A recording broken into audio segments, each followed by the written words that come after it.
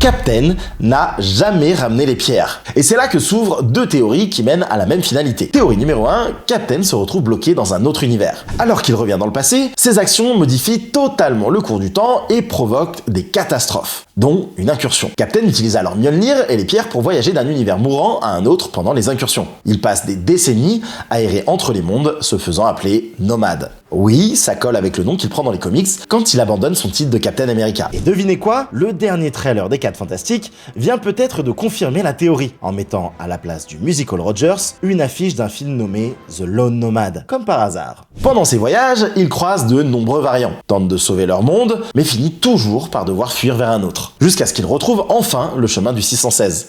Lui aussi ravagé par une incursion en cours. Il aide alors Sam et Bucky à affronter sa propre version maléfique, Captain Hydra, et il reforme le Gant de l'Infini pour stopper l'incursion qui menace la Terre. Il serait alors plus vieux, plus expérimenté, et porterait désormais le titre de General Rogers lors de la bataille finale, laissant le titre de Captain America à Sam.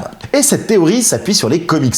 Quand les Illuminati découvrent que le multivers se meurt, ils utilisent les pierres comme première arme contre les incursions. Et grâce aux gants, ils arrivent à repousser la première menace, mais au prix des pierres qui se brisent, détruisant alors leur meilleure arme. Plus tard, les pierres d'un autre univers seront ensuite réutilisées sur le Battleworld par T'Challa. Et je vous l'ai déjà dit dans une autre vidéo sur les Dark Avengers, je suis persuadé que cette fin de saga ne sera pas simplement la conclusion du multivers, mais la vraie conclusion de l'ère des Avengers originelle.